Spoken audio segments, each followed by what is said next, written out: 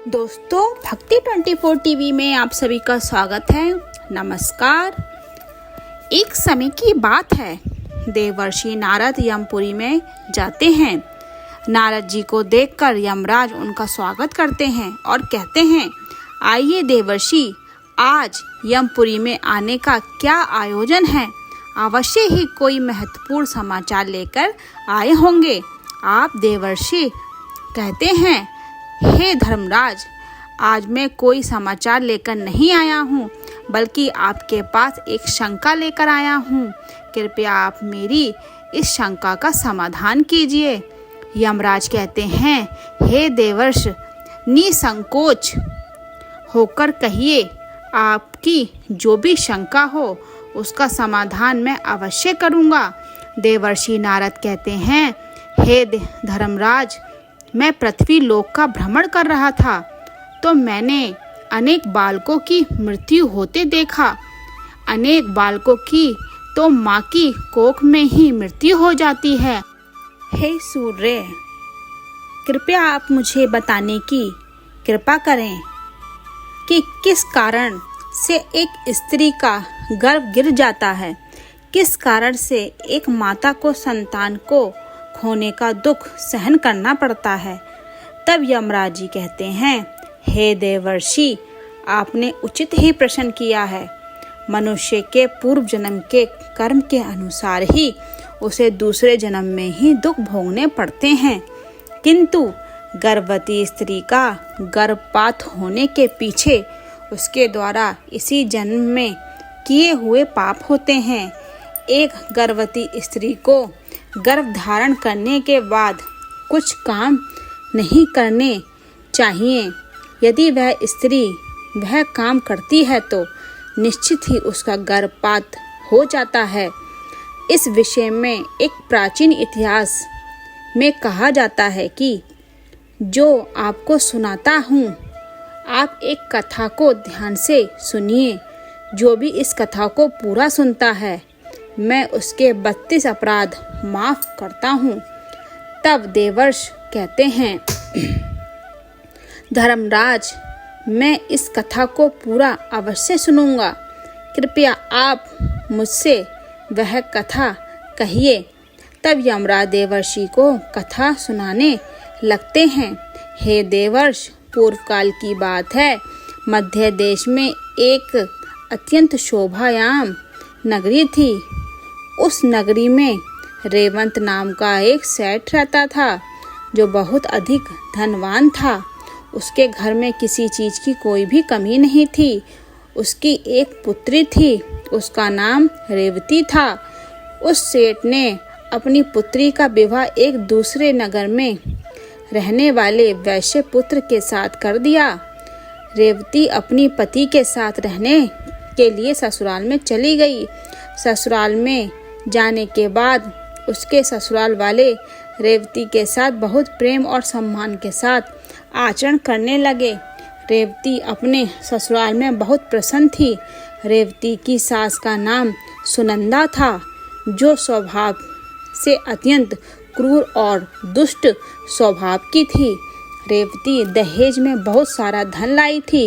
इस कारण से सुनंदा रेवती का झूठ मूठ का सम्मान करती थी, उसे मीठी मीठी बातें किया करती थी और अपने मैके से कुछ न कुछ लाने को कहा करती थी।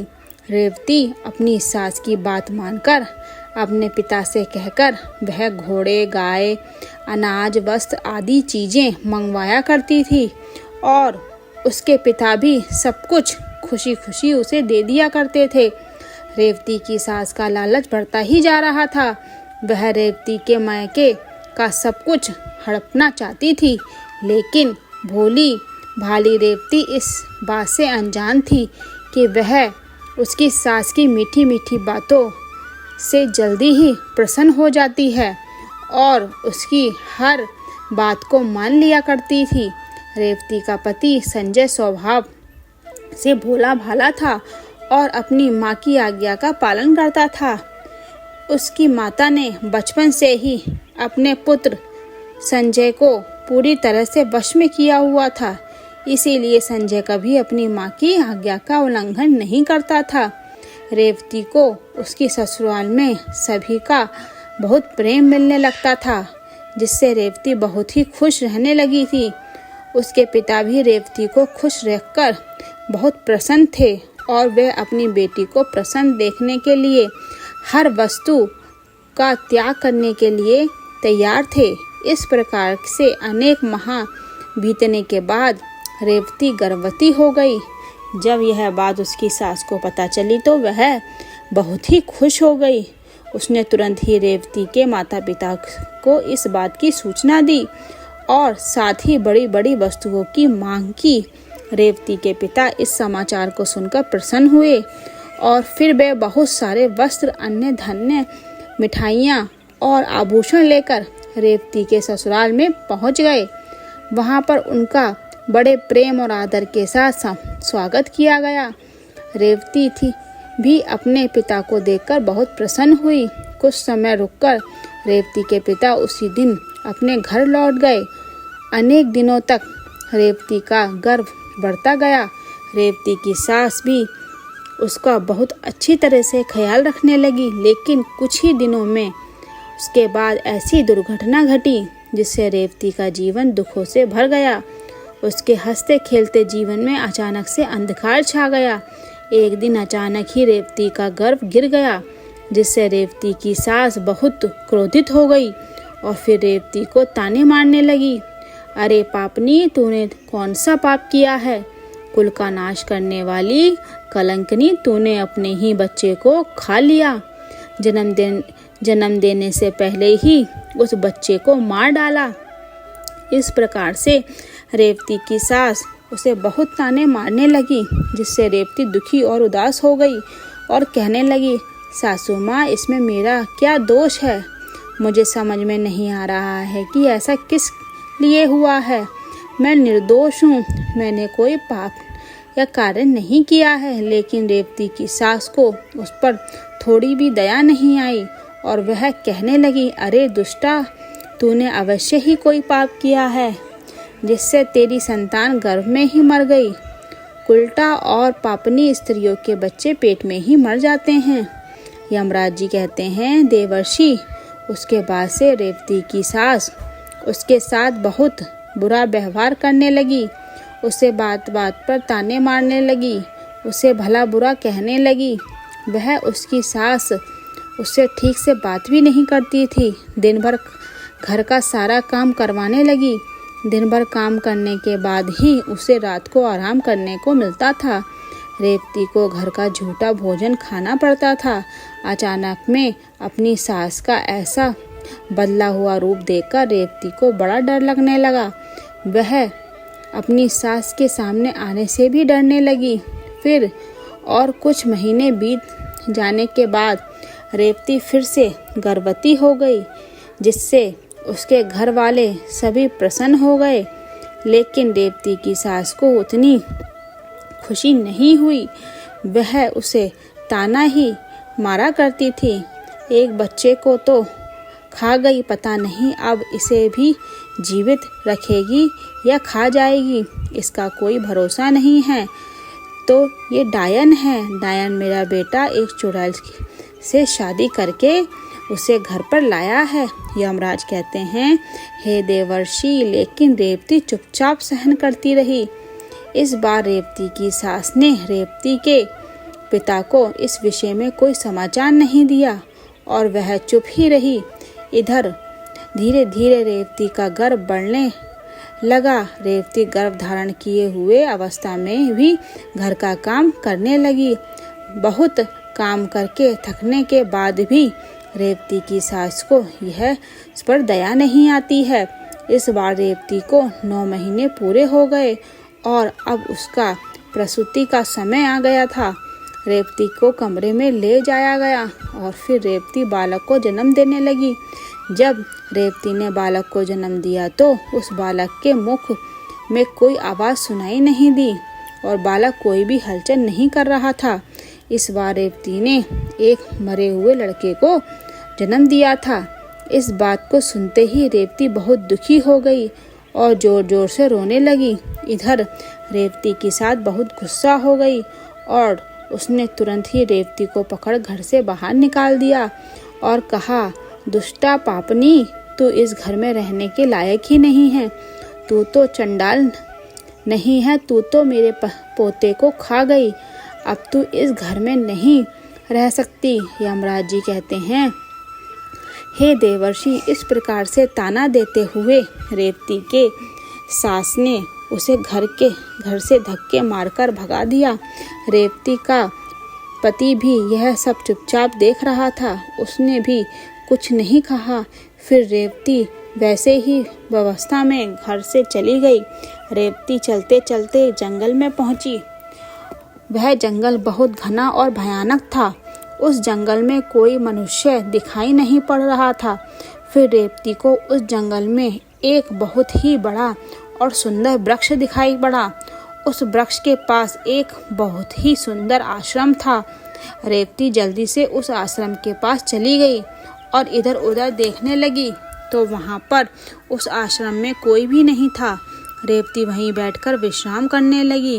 रेवती इतनी डरी हुई और उदास थी कि वह अपने पिता के घर पर भी जाने से डरती थी। उसे यह भय लगने लगा था कि कहीं उसकी वजह से पिता का समाज में अपमान न हो। इसीलिए उसने उसी जंगल में रहने का निर्णय लिया और वह उसी आश्रम में निवास करने लगी। वहीं बैठकर रेवती भगवान विष्णु की पूजा करने लगी और उनकी भक्ति में डूब गई। अनेक दिनों तक वहां पर उसने भगवान विष्णु की तपस्या की। फिर कुछ दिनों के बाद उस आश्रम में एक साधु एक गाय को लेकर पधार रहे थे। वे साधु अत्यंत विलक्षण थे। उनके मुखमंडल पर तेज था। ऐसा प्रतीत हो रहा था कि उन्होंने सैकड़ों वर्ष तक की तपस्या की है। जब रेवती उन साधु को देखती है तो बड़ी प्रसन्न होती है और उनका स्वागत करती है और कहती है, हे साधु महाराज, आपका स्वागत है। आप कोई महान पुण्य आत्मा दिखाई पड़ रहे हैं। रेवती के ऐसे वचन सुनकर साधु महाराज कहते हैं, हे पुत्री, तुम कौन हो और किस कारण से इस वन में अकेले निवास कर रही हो? यदि कोई गोपनीय बात ना हो तो मुझे सच सच बताओ। तुम यहाँ पर अकेले क्यों रह रही हो? तुम्हारे पति कहाँ पर हैं और तुम्हारे दुख का क्या कारण है? तब रेवती कहती है, हे साधु महाराज, मैं अत्यंत दुखी हूँ और मेरी सासू माँ ने मुझे घर से निकाल दिया है। इसलिए मैं इस घर वन में निवास कर रही हूँ। साधु कहते हैं, हे पुत्री, तुम्हारी सास ने ऐसा क्यों किया? किस कारण से तुम्हें घर से निकाल दिया? तब वह रेवती कहती है, हे साधु महात्मा, मेरी पहली संतान गर्भ में ही नष्ट हो गई थी और जब मैंने दूसरी संतान को जन्म दिया तो वह मरी हुई थी। इसी कारण से क्रोधित होकर मेरी सास ने मुझे घर से निकाल दिया है। अब मैं अपना यही पर निवास कर रही हूँ। पिता का अपमान ना हो इसीलिए मैं उनके पास भी नहीं जा रही हूँ। कृपया आप ही मेरे दुख दूर कीजिए। मैं कहाँ जाऊँ? अब मैं क्या करूँ? इस प्रकार से रेवती द्वारा पूछने पर वे साधु महात्मा कहने लगे, हे पुत्री, यह तो बड़े दुख की बात है, किंतु तुम चिंता मत करो। मैं तुम्हें कुछ उपाय बताता हूँ। तुम उस उपाय को करो जिससे तुम्हें उत्तम संतान की प्राप्ति होगी। तुम इस गाय को अपने पास रखो, इसकी सेवा करो। इसकी सेवा करने से तुम्हें उत्तम संतान सुख प्राप्त होगा। अब मैं तुम्हें गर्भ धारण की हुई स्त्री जिन नियमों का पालन करना चाहिए उस विषय में बताता हूँ। इसे तुम ध्यान से सुनो। पुत्री, किसी भी स्त्री को मासिक धर्म के दौरान पति के साथ संबंध स्थापित नहीं करना चाहिए और पति को स्पर्श भी नहीं करना चाहिए। इससे संतान गर्भ में ही गिर जाती है। गर्भ धारण करते हुए स्त्री को भगवान की पूजा में तत्पर रहना चाहिए। उसके मुख पर सदैव ही प्रसन्नता होनी चाहिए। गर्भ धारण किए हुए स्त्री को कभी दुखी और निराशा नहीं रहना चाहिए उसे बुरे आचरण वाली स्त्री से दूर रहना चाहिए, उनसे बातचीत नहीं करनी चाहिए। एक गर्भवती स्त्री को कभी दूसरे के घर का भोजन भी नहीं करना चाहिए। गर्भिणी स्त्री को सूप की हवा से बचकर रहना चाहिए। सूप की हवा लगने से भी गर्भ का नाश हो जाता है। गर्भ धारण की हुई स्त्री को कभी ऐसी वस्तु के दर्शन नहीं करने चाहिए जिसे देखने पर मन में घृणा निर्माण हो। उसे भयानक और डरावनी कथाएं भी नहीं सुननी चाहिए। गर्भिणी स्त्री को अत्यंत गर्भ भोजन नहीं करना चाहिए। पहले का किया हुआ भोजन जब तक अच्छी तरह से पच ना जाता हो वह दोबारा भोजन नहीं करना चाहिए। जिस स्त्री के बच्चे होकर मर जाते हों, जो स्त्री विधवा हो, ऐसी स्त्री से संपर्क नहीं करना चाहिए। जो भी स्त्री इन नियमों का पालन करती है वह उत्तम पुत्र को प्राप्त करती है। जो स्त्री इन नियमों का पालन नहीं करती है उसका गर्भ गिर जाता है अथवा उसका निरोध हो सकता है। हे पुत्री, अब मैं तुम्हें पुत्र प्राप्ति का उपाय बताता हूँ, इसे ध्यान से सुनो। मासिक धर्म के समय 4 दिन तक स्त्री को पति के साथ संसर्ग नहीं करना चाहिए। वह चौथे दिन ही शुद्ध होती है। 1 सप्ताह के बाद वह देवी देवताओं का पूजन करने के योग्य बनती है। संबंध बनाते समय स्त्री और पुरुष के मन में जैसी कल्पना होगी वैसा ही गर्भ उत्पन्न होगा, इसमें संदेह नहीं है। युग्म तिथि वाली रात्रि में सहवास करने से पुत्र होता है और अयुगम तिथि वाली रात्रि हो उसे सहवास करने से कन्या का जन्म होता है। युग्म तिथि का अर्थ होता है द्वादशी, चतुर्थी, अष्टमी, दशमी और आगम का तिथि होती है एकादशी, त्रयोदशी, पंचमी, सप्तमी और नवमी। काल में पहले सप्ताह को छोड़कर दूसरे सप्ताह में स्त्रियों को सहवास करना चाहिए। स्त्रियों का ऋतुकाल 16 रात्रियों का होता है। यदि स्त्री मासिक धर्म के बाद 14वीं रात्रि में सहवास करती है तो उसे गर्भ से गुणवान, भाग्यवान, धनवान तथा धर्म निष्ठ पुत्र का जन्म होता है।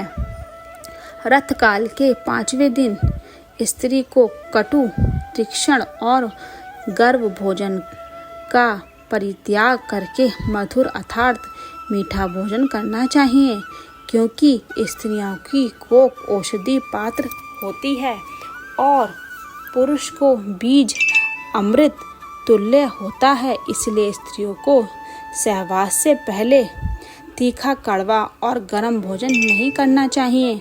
वह साधु कहते हैं, हे देवी, इस प्रकार से मैंने तुम्हें संतान प्राप्ति के महत्वपूर्ण नियम बताए हैं।